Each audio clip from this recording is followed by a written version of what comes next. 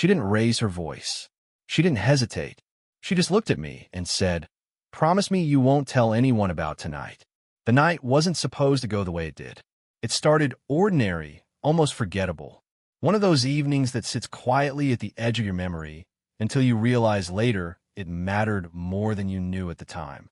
I was still there because she asked if I could help with one last thing. Nothing dramatic, just moving a few chairs back into place, checking a light that had been flickering all day. The kind of small favor you don't think twice about. She had that way of asking, calm, confident, like she already trusted you to say yes. The place felt different once the door locked behind us. The outside noise softened, replaced by the low hum of the lights and the faint ticking of a clock somewhere I couldn't see. Evening settled into the room slowly, like it had nowhere else to be. She slipped off her jacket and draped it over the back of a chair, smoothing the fabric without thinking. There was something effortless about her movements, practiced, unhurried. Not trying to impress anyone, just being exactly where she was. I noticed small things. The way her sleeves were rolled just enough to show her wrists, the subtle scent of her perfume lingering in the air, warm and familiar without being overpowering. We talked while we worked. Easy conversation. Nothing personal at first. A comment about the long day. A quiet laugh when I almost dropped one of the chairs. Her smile lingered a moment longer than necessary. Not playful, thoughtful. As if she was weighing something she hadn't decided yet. When we finished, neither of us moved right away. She leaned against the counter, crossing her arms loosely, and I stayed where I was, hands still resting on the back of a chair. The space between us wasn't large, but it felt intentional. Comfortable. Like neither of us needed an excuse to stay. "Thanks for staying," she said, her voice softer now. I shrugged, trying to keep it casual, even though I was suddenly very aware of how quiet it had become. I didn't mind. She nodded, eyes flicking up to meet mine, then away again. That small pause, the half-second before she looked away, stuck with me. It wasn't awkward. It was deliberate, like she was letting the silence breathe instead of rushing to fill it. She poured herself a glass of water and offered me one without asking. Our fingers brushed briefly when I took it from her. The contact was light, accidental, but it sent a warmth up my arm that had nothing to do with temperature. She noticed it too. I could tell by the way her hand stilled for just a moment before pulling back. The clock kept ticking. Outside, a car passed, tires hissing against the pavement. Inside, the world felt smaller. Closer. This was the moment, though I didn't know it yet, when the night quietly stopped being ordinary. Not because of anything we said or did, but because neither of us suggested leaving. And somehow, that choice felt heavier than words. The quiet didn't feel awkward. That was the first thing I noticed. It stretched between us naturally, like a shared understanding rather than an absence of words. She took a seat at one of the small tables, resting her forearms on the surface, fingers loosely interlaced. I sat across from her at first, then without either of us commenting on it, I shifted to the chair beside her instead. The distance closed in a way that felt unspoken but agreed upon. The lights overhead had been dimmed earlier, leaving the room wrapped in a softer glow. It smoothed the edges of everything. Her expression, the lines of the furniture, even the way time seemed to move. Outside the windows, night pressed gently against the glass, a reminder that the rest of the world was still out there, even if it felt far away. She exhaled slowly, as if she'd been holding something in all day and had just now decided to let it go. "Long day?" I asked, keeping my voice low, not wanting to disturb whatever calm had settled in. She smiled, but it didn't quite reach her eyes. They usually are. There was no bitterness in the way she said it. Just honesty. The kind that doesn't ask for sympathy, only acknowledgement. I nodded, and she seemed to appreciate that I didn't push for more right away. We talked in fragments, little observations. The way the seasons seemed to pass faster every year. How quiet spaces felt different at night. She spoke with the ease of someone who'd lived enough to choose her words carefully, but not cautiously. When she laughed, it was soft, controlled, like she didn't waste it on things that didn't deserve it. At some point, she shifted closer. Our shoulders brushed, barely, but enough that I became aware of the warmth she carried with her. She didn't move away. Neither did I. The contact felt grounding, like a quiet anchor in the stillness of the room. Her knee rested near mine under the table. Every so often, when she adjusted her posture, it brushed against me. Each time, my breath caught just slightly. Not because it was shocking, but because it felt natural. Familiar, even. That was what unsettled me most. She noticed my reaction. I could tell by the way her gaze flicked toward me, then lingered. Her eyes were calm, observant, not searching, waiting. "You're good at listening," she said suddenly. "Ich glänze zu her," surprised. I just like hearing what people actually mean. Her lips curved into a small smile. That's rare. The word hung between us. Rare. Valuable. Something not easily replaced. She tucked one foot around the leg of her chair, angling her body toward mine. The movement was subtle, but intentional. When she spoke again, her voice was quieter, more reflective. Most people don't sit still long enough for silence to feel comfortable. I felt that then, that she wasn't just talking about the room or the moment. She was talking about us, about how neither of us seemed eager to break what was forming. The silence returned, but this time it felt warmer. Her posture straightened slightly, and she drew her hands back in her lap, fingers folding together as if she were giving me space without announcing it. "You okay?" she asked gently. Not concerned, just present. I nodded, even though the answer was more complicated than that. My gaze dropped to the table between us, tracing the faint scratch marks in the wood. "Yeah, I just got lost in my head for a second." She studied me for a moment, her expression soft but perceptive. There was no impatience there, only understanding, and something else I couldn't quite name yet. It was impossible not to think about the difference between us. The years she carried with her, visible not in lines or tiredness, but in the way she held herself. She moved with the confidence of someone who had made choices, lived with them, and learned how to keep going anyway. I felt it in contrast to my own uncertainty, the way I still questioned most of the paths in front of me. The thought should have pushed me back. Instead, it made me more aware of her. She reached for her glass and took a slow sip of water. When she set it down, her hand lingered on the table.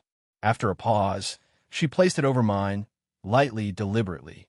Her palm was warm, steady. The touch wasn't possessive.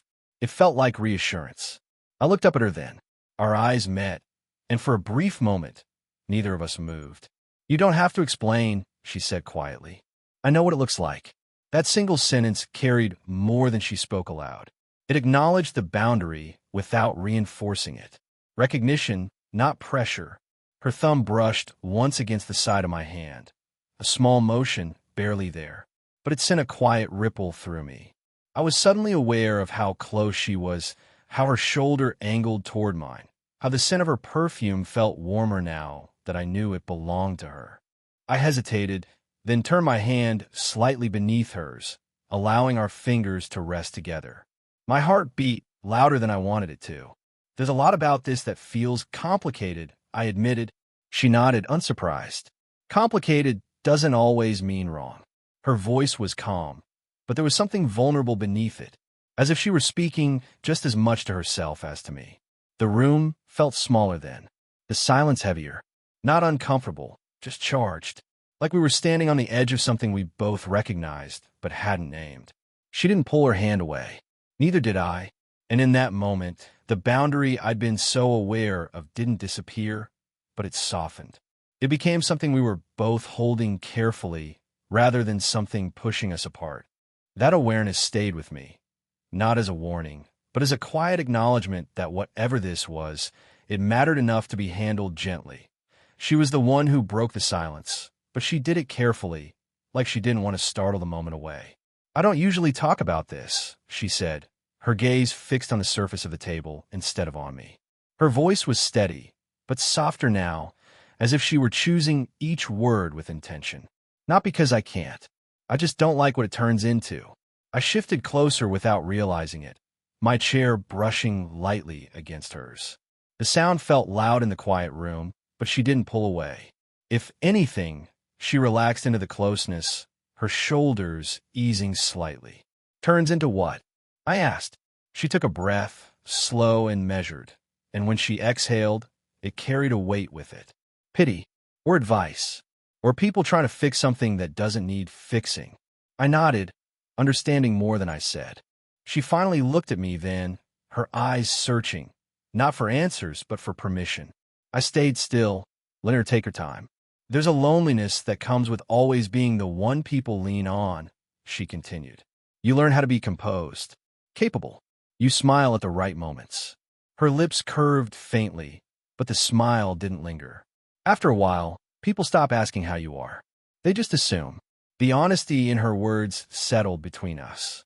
I could hear it not just in her voice, but in the way her hands folded tighter together, knuckles brushing. It wasn't dramatic. It was tired. Real. I see you, I said quietly, before I could overthink it. Something shifted in her expression. Surprise, maybe, or relief. She swallowed and nodded once, as if acknowledging something she hadn't realized she needed to hear. Her hair had loosened from where it had been earlier, a few strands falling forward near her cheek. Without thinking, I reached out and gently brushed one of them back, my fingertips grazing her skin. The contact was light, barely there, but it felt intimate in a way that words weren't. She inhaled sharply, just once. My hand stilled, hovering, giving her time to pull away if she wanted to. She didn't. Instead, she leaned slightly into the touch, her eyes closing for half a second before opening again. It's strange, she said softly. Feeling seen when you're not asking for it. My hand fell back to my side, but the space between us felt different now, closer, warmer. She turned toward me fully, one knee angling in my direction beneath the table. I don't regret the life I've lived, she added, but some nights, I wish I didn't have to be strong. The admission hung in the air, fragile and exposed. I reached out again, this time placing my hand over hers. My thumb rested gently against her knuckles, offering presence rather than answers. You don't have to be, I said. Not here. Her breath trembled slightly as she exhaled. She squeezed my hand once, soft, grateful. The room seemed to hold that moment, stretching it longer than it should have lasted. And in that quiet confession, something deeper took shape, not just attraction, but trust. The air between us felt different after that, thicker almost, like every sound and movement carried more weight than it had a few minutes before. Neither of us rushed to fill the silence. We didn't need to. What had been said lingered, settling into the room like warmth that hadn't decided where to go yet. She was still holding my hand. Her fingers were relaxed now, no longer folded in on themselves, resting naturally against mine. I became aware of the small details, the faint texture of her skin, the way her thumb occasionally pressed just a little harder, as if to reassure herself that the contact was real. I could feel her breathing, slow and measured, even though she wasn't close enough for our bodies to touch completely. She shifted first, not away, but closer, her chair angled toward mine, her knee brushing against my leg beneath the table. This time, she didn't pretend it was accidental. She left it there. The contact sent a quiet jolt through me, not sharp or overwhelming, just enough to remind me how present she was. I should probably say something responsible right now, she murmured, a hint of a smile in her voice. Ich glänzte her. And are you going to? She shook her head, almost amused. No, I don't think I want to. She leaned in slowly, resting her head against my shoulder. The movement was careful, deliberate, giving me time to pull away if I needed to. I didn't. The warmth of her body settled against me, grounding and calm. I could feel the gentle weight of her head, the soft brush of her hair against my neck. Instinctively, my arm lifted, hesitated, then wrapped around her back. My hand rested just below her shoulder blade, firm enough to be reassuring, gentle enough to ask permission. She exhaled as soon as I touched her, a quiet sound that felt like relief. For a moment, we stayed like that. No words, just the steady rhythm of her breathing, the faint beat of her heart where her cheek rested against my chest. Time stretched, thinned out. The world outside the room might as well have stopped moving. I felt her fingers curl lightly into the fabric of my shirt, not pulling, just holding. It was such a small gesture, but it carried so much meaning.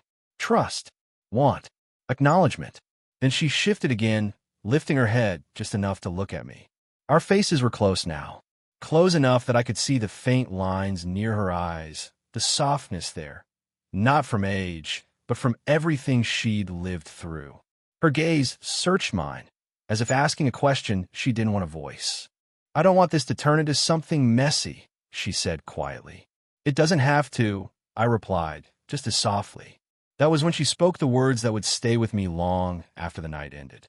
"Promise me you won't tell anyone about tonight." Her voice wasn't pleading. It was calm, vulnerable, honest. Not asking me to hide her, asking me to protect what this moment was. I nodded without hesitation. "I promise." The relief that crossed her face was subtle, but unmistakable. She leaned in and pressed a gentle kiss to my cheek, lingering just long enough to leave warmth behind. And in that quiet exchange, something shifted. Not rushed, not broken, just changed. After the promise left my lips, the moment didn't dissolve the way I half expected it to. It settled instead, soft, deliberate, like something carefully placed rather than dropped. She stayed close, her hand still resting against my chest, as if listening for something steady beneath my shirt. I could feel her breathing slow, matching mine without either of us trying to. The closeness wasn't urgent. It was quiet, intentional, full of restraint. She pulled back just enough to look at me again. Up close, her expression was open in a way I hadn't seen before. Less composed, more honest. "Thank you," she said, simply. It wasn't gratitude for secrecy. It was gratitude for understanding. I nodded, my hand still at her back, my thumb tracing a small, absent-minded circle through the fabric of her blouse. The motion was slow, careful, more soothing than suggestive. She didn't flinch. If anything, she leaned into it, her shoulders easing as if she'd been carrying tension there all day. "I don't feel embarrassed," she continued quietly. "I just want this to stay what it is. Untouched." "I get that," I said, and I did. There was something fragile about the night, something that felt like it could lose its meaning if it were passed around in careless words. She glanced down briefly, then back up, as if deciding whether to say more. "People see what they expect to see," she said. "They don't always see what's actually there." Her fingers slipped into mine, threading through them gently. The fit felt natural, unforced. I squeezed her hand once, grounding us both. "We don't owe anyone an explanation," I replied. A small smile curved her lips. "You're wiser than you realize." She leaned forward then, resting her forehead lightly against mine. The contact was intimate in a way that felt almost sacred.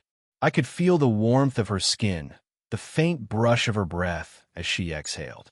For a second, I thought she might close the distance further. Instead, she pressed a soft kiss to my forehead, slow, deliberate, full of meaning. It wasn't about desire as much as it was about care. My eyes closed on instinct. When she pulled back, she kept her hands on my shoulders, grounding herself there. "Whatever this becomes," she said, "I want it to be gentle. It will be, I promised. Not as an echo, but as a choice." We talked then, not about what would happen next, but about where we were, about boundaries, about pacing, about letting things unfold without forcing them into a shape they weren't ready for. The conversation was quiet, respectful, threaded with small smiles and shared understanding. Eventually, she stood, offering me her hand to help her up. When I took it, she didn't let go right away. We stood close, fingers still linked, neither of us rushing toward the door. The night felt full, not unfinished. And in the stillness that followed, I realized the promise wasn't about keeping a secret. It was about honoring something real that we didn't leave all at once. There was no sudden movement, no awkward scramble to end what had formed between us. The night unwound slowly, the way it had begun, quietly, deliberately. She reached for her jacket and slipped it on, smoothing the sleeves the same way she had earlier. The simple familiarity of the gesture felt different now, charged with memory. I watched her for a moment, realizing how much I'd taken in without meaning to, the curve of her posture, The calm confidence in the way she carried herself, the softness that revealed itself only when she let it. When we stepped outside, the cool night air met us gently. It carried the distant sounds of the city winding down, an engine passing somewhere far off, the hum of streetlights overhead. The contrast against the warmth we'd shared inside made everything feel sharper, clearer. She stood close to me on the sidewalk, our shoulders brushing. Not by accident. Her hand found mine again, fingers curling around my wrist this time, grounding rather than possessive. "This was unexpected," she said, her voice quiet, thoughtful. "Yeah," I replied, "but I'm glad it happened." She looked up at me then, really looked at me, her expression open and steady. There was no uncertainty there, just acknowledgement. She lifted her hand and rested it briefly against my chest, right over my heart. The touch was light, but the promise we'd made, not as something hidden, but as something held. I realized then that not every connection needs witnesses to be real. Some moments exist just to remind you of who you are when you let your guard down, of how it feels to be seen without being claimed. That night didn't end with certainty about the future. She reached for her coat and slipped it on slowly, adjusting the collar with careful hands. The motion was unremarkable, but watching her do it felt significant, like I was witnessing the last page of something I hadn't realized I was reading so closely. I stood nearby, close enough to feel the warmth she still carried with her, close enough that the space between us didn't feel empty. When we stepped outside, the cool night air wrapped around us immediately. It brushed against my skin, sharp and clean, a contrast to the warmth we'd shared indoors. The street was quiet, washed in the soft glow of streetlights. Somewhere in the distance, a door closed, a car passed, life continuing without knowing what had just unfolded. She paused beside me instead of walking away right away. Her arm brushed against mine, then her hand found my forearm, fingers resting there as if to steady herself. The touch wasn't lingering, but it was deliberate, present. I turned slightly toward her, and she looked up at me with an expression that held both calm and something deeper, gratitude, maybe, or recognition. "Tonight meant more to me than I expected," she said quietly. I watched her go, resisting the urge to call out after her. Not because I didn't want to, but because the moment didn't need more words. As I walked home, the night stayed with me. Not as something I wanted to replay endlessly, but as something that had settled into me quietly. I thought about the way she'd trusted me with her vulnerability, the way the promise hadn't felt like a secret, but like a shared understanding. Some connections don't demand a future to be meaningful. Some moments exist simply to remind you that intimacy isn't always loud or obvious. Sometimes it's found in silence, in steady presence, in choosing to honor what was shared. I kept the promise, not because I was asked to, but because it felt right. That night didn't need witnesses. It had already done what it came to do. Leave something warm and steady behind, something I would carry with me long after the quiet street faded into memory.